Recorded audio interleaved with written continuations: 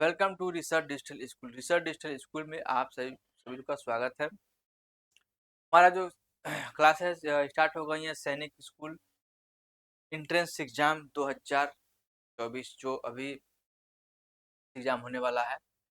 तो उसमें जो भी फॉर्म भरे हैं तो उसकी तैयारी हमारे YouTube channel research digital school पे कराई जा रही है, जो एक प्रॉपर वे में कराई जा रही है और बहुत ही अच्छे तरीके से। और एक एक क्लास जो स्टार्ट हो गई। आज हमारा जो सेकेंड क्लास है, इसमें हमने फर्स्ट एक क्लास में जो है का डिटेल बता दिया था कि कौन सा चैप्टर है, कितना पढ़ना है और कैसे क्वेश्चन आते हैं। तो इसमें सारा जो डिटेल बता दिया गया था और हमारा एक क्लास हो भी गया था, जिसमें हम जो है दिल्ली सल्तनत के बारे में बता रहे थे। अब उसमें कुछ टॉपिकें छूट गई थी, जो आज हम कवर अप करेंगे। चलिए, आज का जो हमारा जो है में हमारा जो सामाजिक विज्ञान का जो हमारा जो पोर्शन है, हम जो सामाजिक विज्ञान लेकर आए हैं और अदर टीचर जो अपना अलग-अलग अपना क्लास स्टार्ट हो गई। इसमें हमारा इसमें बता दिया गया था दिल्ली सल्तनत जो 1206 से लेकर 1526 इब्राहिम लोदी की जब हत्या बाबर करता है 1526 में, के बाद वहाँ से दिल्ली सल्तनत खत्म हो जाती है, मुगल वंश कहा जाता है। उसके बाद आता है मुगल वंश आता है, Mughal empire, Bhakti and Sufi movement, expansion of British in the 18th century, कैसे विस्तार करते हैं जो ब्रिटिश आते हैं अंग्रेज। रिवॉल्ट ऑफ 1857 के बाद नेशनलिस्ट मूवमेंट इन इंडिया, कुछ उदारवादी भारत में मूवमेंट होते हैं नेशनलिस्ट। उसका सोशल एंड कास्ट रिफॉर्म। उसके बाद हमारा ज्योग्राफी सोर्स में रिसोर्सेज रहेगा, land, soil, natural, human resources, major land form of the earth, interior of the earth, earth के अंदर क्या क्या है, एग्रीकल्चर, कृषि हो गया, इंडस्ट्रीज हो गया, major grasses and deserts of the world, air and water, वायु और जल और वायु। सिविक्स में हमारा Indian constitution of secularism, the parliament and election कम, मतलब ये सब हमारी जो है टॉपिक है। उसके बाद हमारा इसमें टॉपिक चल भी रहा था, जिसमें हमने जो है पीरियड के बारे में, काल के बारे में बता दिया था। तो कौन सी डायनेस्टी थी, किसका काल था, कब से कब तक रहा था, ये हमने बता दिया था। जिसमें पहला जो हमारा था देव डायनेस्टी था, खिलजी डायनेस्टी था, तुगलक डायनेस्टी, सैयद डायनेस्टी, फिर लोधी डायनेस्टी। यानी कि गुलाम वंश, खिलजी वंश, तुगलक वंश, सैयद वंश और लोधी वंश, चार हमारी जो पांच हमारी डायनेस्टी थी।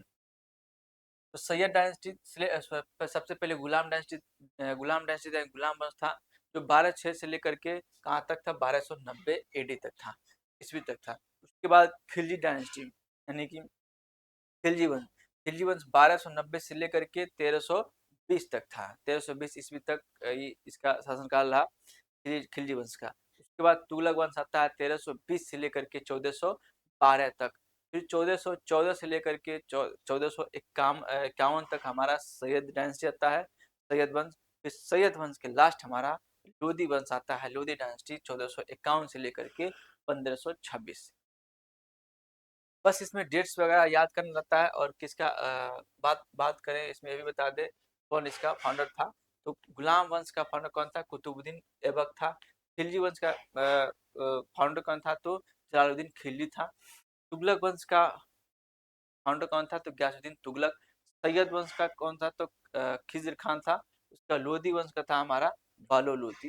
लास्ट 1526 में बालो लोधी की हत्या करके बाबर जो है मुगल एम्पायर अपना खड़ा करता है। आगे मुगल एम्पायर पढ़ते हैं, तो हमारा नेक्स्ट चैप्टर मुगल एम्पायर हो जाता है। फिर उसके बाद हमने कुतुबुद्दीन ऐबक के बता दिया, 1206 से लेकर 1210 तक इसका शासनकाल रहा। और उसके बाद शमसुद्दीन इल्तुतमिश के बाद उसके बाद आता है इल्तुतमिश, 1211 से 1236 इसका शासनकाल रहा। इसका real founder of the Delhi सल्तनत जिसको बोलते हैं, वास्तविक संस्थापक इल्तुतमिश है। इल्तुतमिश के बाद हमने आगे पढ़ना है। इल्तुतमिश के बाद इल्तुतमिश के दो लड़के और एक लड़कियां हुई थी, दो बेटे, और जिसमें बेटे जो है उत्तराधिकारी के लायक नहीं हुआ करते थे। कहीं भी युद्ध होता था तो युद्ध में क्या करते थे, युद्ध में हार जाते थे, जिसकी वजह से जो है जिसकी वजह से इल्तुतमिश ने राजगद्दी पे अपने बेटी को बैठाया, क्योंकि बेटी इसकी जो थी वो बहुत कहीं भी जो है जो रजिया सुल्तान थी, इसकी जो इल्तुतमिश की जो बेटी थी, तो हमेशा जो है लड़कों की तरह दिखती थी, लड़कों की तरह कपड़े पहनती थी, लड़कों की तरह चलती थी। का जो रहन सहन था लड़कों जैसा था, और युद्ध में अक्सर वो क्या करती थी। तो ये सब देखते हुए जो इल्तुतमिश था अपनी बेटी को का राज सिंहासन देता है। यानी कि Iltutmish nominated his daughter Razia Sultan as the successor of the throne, मतलब उत्तराधिकारी इसको बना देता है। But was not supported by the nobles and removed from the throne in बार। लेकिन इसको जो है सपोर्ट नहीं मिला, क्योंकि महिला होने के कारण इसको जो है नहीं रखा गया, और 1240 में इसको जो है राज सिंहासन से हटा दिया गया। जो भी सरदार हुआ करते थे वो इसको सपोर्ट में नहीं नहीं आए और इसको हटा देते, 1240 में इसको हटा देते। बस इसमें एक क्वेश्चन बनता है कि she was the first and only female ruler of Delhi सल्तनत। दिल्ली सल्तनत की पहली महिला शासिका कौन कौन तो दिल्ली सल्तनत की पहली महिला शासिका कौन है, तो रजिया सुल्तान। एक ही क्वेश्चन इसमें से बनता है, पहली महिला शासिका रजिया सुल्तान, बस इतना याद रखेंगे।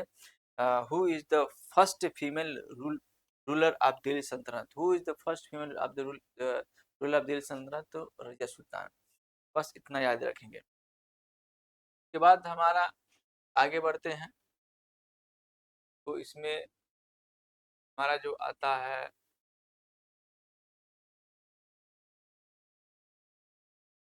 में आता है के बाद जो हमारा,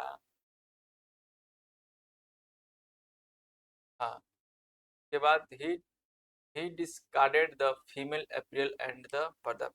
मतलब कि कहने का मतलब ये है, he discarded the female apparel and the purdah Muslim tradition at the covering the female face. जो महिलाएं मुस्लिम में जो महिलाएं होती थी अपना पर्दा प्रथा है उसमें रहती थी, लेकिन जो रजिया सुल्तान थी इसे नहीं मानती थी, वो लड़कों की तरह कपड़े पहनती थी, which lead to harassment among the noble। जो इन लोगों को जो है पसंद नहीं आता था, तो हमेशा जो है वो पर्दा प्रथा जो होता है, फीमेल अपियर, महिला का जो प्रसाधन होता है उसमें नहीं रहा करती थी, वो हमेशा लड़कों की तरह रहती थी। उसके बाद आगे हम देखते हैं गयासुद्दीन बलबन। गयासुद्दीन रजिया सुल्तान के बाद आता है 1266 से लेकर के 1287 गयासुद्दीन बलबन का। अब Ghiyasuddin Balban he was the ninth ninth ruler at the slave dynasty. His reign lasted from, मतलब इसका जो शासन काल 1266 से लेकर के 1287 तक रहा। और ये नौवां शासक था स्लेव लाइन, गुलाम वंश का नौवां शासक। गुलाम वंश का नौवां शासक कौन था, गयासुद्दीन बलबन। गयासुद्दीन बलबन, इसका शासनकाल कब रहा, 1266 लेकर के 1287, गयासुद्दीन बलबन का। He introduced the blood and iron policy which indicated harshness, ruthlessness and strictness to the enemies। मतलब इसने जो है ब्लड एंड आयरन पॉलिसी, रक्त रक्त ल और रक्त की नीति अपनाई, जो दुश्मनों के एनिमीज के लिए हार्शनेस एंड स्ट्रिक्टनेस, बहुत ही कठोर और निर्दयी और शक्ति को संकेत देता था। He introduced Persian calendar and celebration of Navroz Persian new year.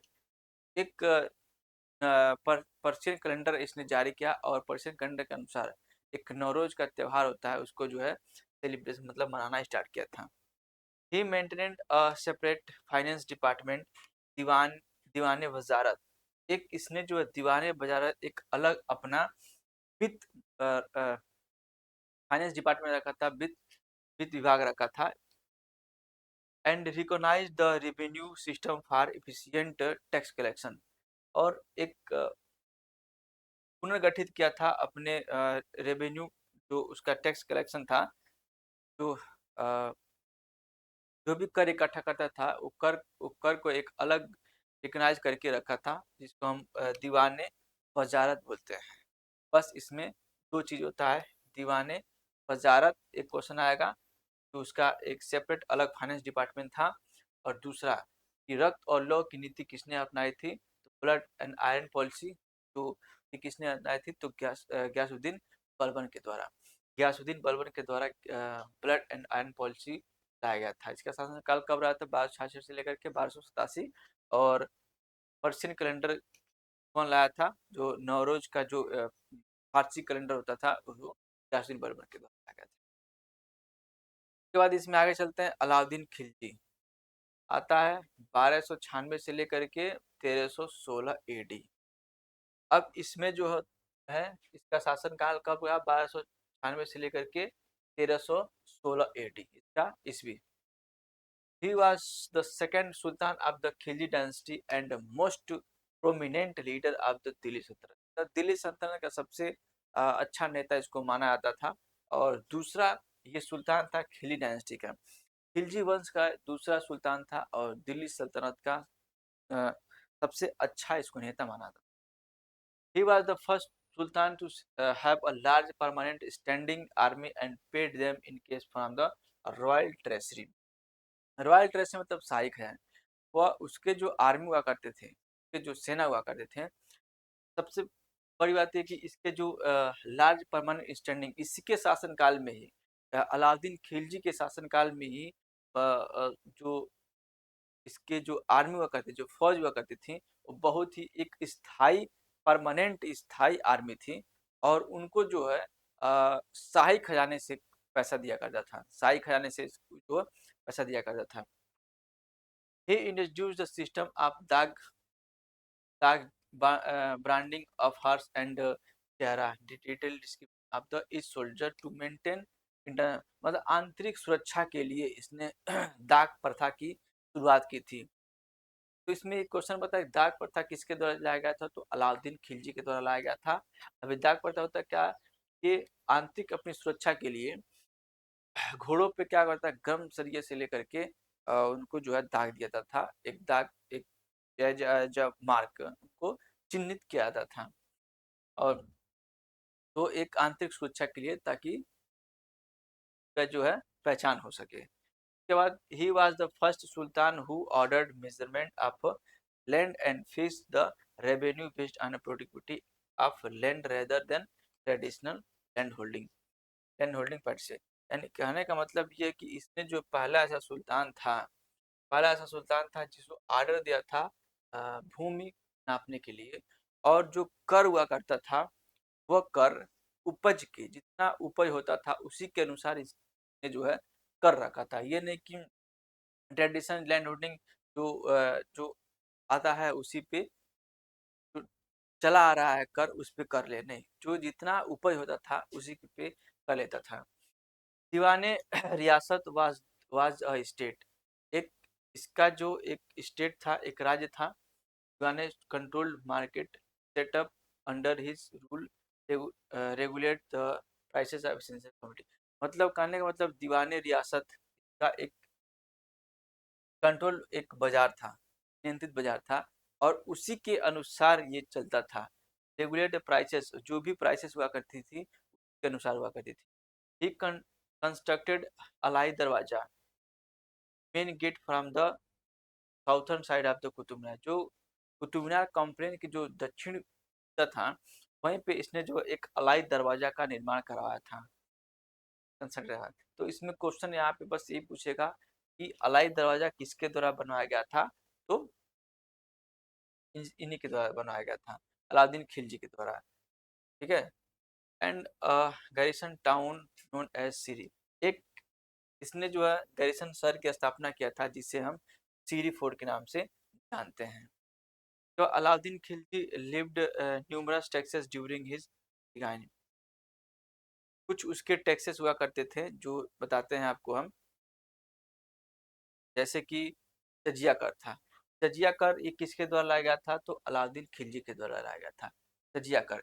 Tax on non Muslim, मतलब जो नॉन मुस्लिम हुआ करते थे उनके द्वारा पेड किया जाता था। उसके बाद आया था जक़ात, टैक्स ऑन मुस्लिम्स पॉपुलेशन। जो जक़ात हुआ करता था, ये मुस्लिमों का जो पॉपुलेशन था उसी पॉपुलेशन के आधार पे जक़ात जो है दिया जाता था। उसके बाद घारी, टैक्स ऑन रेसिडेंस, रेसिडेंस पे जो टैक्स था घरों पे। उसके बाद चराई, टैक्स ऑन ग्रेजिंग, जो चराई हुआ करता था उस पर टैक्स था। Aamir Khusro was a famous poet in the court of Alauddin Khilji. Alauddin Khilji Aamir Khusro था, वो एक प्रसिद्ध कवि थे, तो अलाउद्दीन खिलजी के राज दरबार में रहा करते थे। तो यहाँ से भी क्वेश्चन बन सकता है कि जो आमिर खुसरो थे किसके राज कवि, राज दरबारी कवि थे, तो अलाउद्दीन खिलजी के, याद रखेंगे। उसके बाद हमारा नेक्स्ट आता है मोहम्मद बिन तुगलक। मोहम्मद बिन तुगलक जो शासनकाल था 1525 से लेकर के 1351 ईस्वी। कहाँ से कहाँ तक? 1525 से लेकर के 1351, 1525 से 1351। Muhammad bin Tughlaq was the eldest son of Ghiyasuddin Tughlaq, founder of the Tughlaq.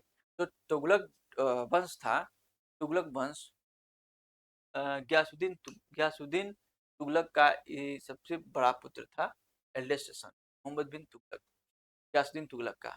In 1329 he introduced a token currency made up of copper. मतलब जो कॉपर के बना हुआ करता था, 1329 ईस्वी में एक कॉपर का बना हुआ मुद्रा इसने जो है लाया, कॉपर का बना हुआ मुद्रा ने जो लाया। लेकिन लेकिन उसके किसके जगह पे? गोल्ड की जगह पे। गोल्ड गोल्ड हुआ करता था, गोल्ड की जगह पे, गोल्ड की जगह पे जो है सिल्वर कॉइन्स, गोल्ड की जगह पे इसने जो है लाया। यानी कि replace gold and silver coins, this currency was easy to be forced by lead heavy. मतलब कहने का मतलब कि गोल्ड और सिल्वर, सोने और चांदी को हटा करके इसने जो है जो बनाने में बहुत ही आसान था, और बनाने में आसान की वजह से इसको जो है बहुत ज़्यादा लॉसेस हुई, क्योंकि सिक्के को कोई भी बना लेता था। कॉपर का था वो घर का बनाना स्टार्ट कर दिए, तो क्या होता था कि उसके बहुत ज़्यादा लॉस हुए। He impose traditional taxes on the Doab region between Ganga and Yamuna to improve the financial condition, which resulted in a severe famine in the area।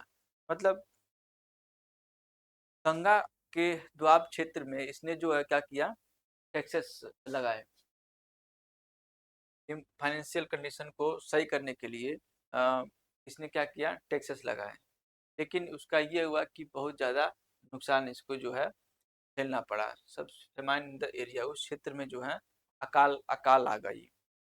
Ibn Battuta was a Moroccan traveller who came to India during the reign of Muhammad bin Tughlaq. ठीक है, जो Ibn Battuta था एक Moroccan यात्री था, Morocco का यात्री था। इब्न बतूता एक मोरक्को का यात्री था जो किसके दरबार में आया था, तो मोहम्मद बिन तुगलक। एक क्वेश्चन यहाँ से बनता है, मोहम्मद बिन तुगलक के शासन काल में कौन सा यात्री आया था, तो Ibn Battuta. Rihla was a travel book written by him in Arabic in the 14वीं शताब्दी में जो एक रिहला था वो लिखा गया था, इसी के द्वारा लिखा गया था, ठीक है, अरेबिक में, अरेबिक में लिखा गया था। तो आता है सिकंदर लोदी। बाद हम आगे देखते हैं 1498 से लेकर 89 से लेकर के 1517 आता है सिकंदर लोदी। सिकंदर लोदी के बारे में देखते हैं क्या क्या है। Sikandar Lodi, Sikandar Lodi was the second ruler of the Lodi dynasty. तो लोदी वंश था, लोदी वंश का दूसरा यह शासक था। After the death of his father Bahlol Lodi in 1400, जब 1489 में बहलोल लोदी की मृत्यु होती है, तो इसने जो है अपना शासनकाल संभाला, सिकंदर लोदी। ही was the most important ruler of the Lodi dynasty. वो सबसे महत्वपूर्ण शासक था लोदी डायनेस्टी का। Founded Agra city and made in his new capital 1504, और अपना एक नया राजधानी बनाया 1504 में, और आगरा सिटी का निर्माण भी किया था। He broke the sacred image of the Jwalamukhi temple and at Nagarkot. Nagarkot की जो ज्वालामुखी टेम्पल थी तो क्या किया, ध्वस्त कर दिया। And order to the temple of Mathura to be destroy, और जो मथुरा के जो मंदिरों था वो ऑर्डर दिया कि उसको भी क्या किया जाए, ध्वस्त कर दिया जाए। कौन किया था? तो सिकंदर लोदी के द्वारा, सिकंदर लोदी के। ही इंट्रोड्यूस द गज ए सिकंदरी ने जो एक गज ए सिकंदरी यानी कि सिकंदर्स यार्ड, एक इसका एक माप माप था आप 32 digit of measuring cultivated fields, जो अ, जो किसानी जमीन थी उसको मापने के लिए एक गज ए सिकंदरी को अपनाया था, जो 32 अंकों का था, 32 डिजिट का था। He was a poet who wrote verses in Persian under the pen name Gulrukhi. यह एक कवि था, गुलरुखी नाम नाम से पर्सियन में लिखा करता था कविताओं को। उसके बाद आता है इब्राहिम लोदी। इब्राहिम लोदी में देखिए इसका शासनकाल कब रहा? तो 1517 से लेकर के 1517 से 1526। Ibrahim Lodi was the son of Sikandar Lodi, who became the last king of the Lodi dynasty and the last sultan of Delhi. Ibrahim Lodi जो था वो सिकंदर लोदी का पुत्र था। He became the last king of the Lodi dynasty, और यह जो है सबसे लोदी डायनेस्टी का अंतिम शासक था इब्राहिम लोदी।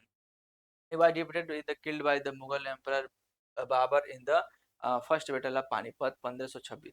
जब 1526 का जो पानीपत का लड़ाई हुआ बाबर और बहलोल लोदी में, वहीं पे बाबर ने इसकी हत्या, बहलोल लोदी की हत्या कर देता है, और इसकी हत्या के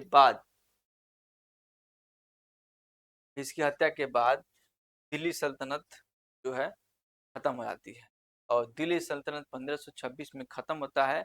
वहीं से 1526 में मुगल एम्पायर शुरुआत होती है, और वहीं पे मुगल एम्पायर की नींव रखता है बाबर।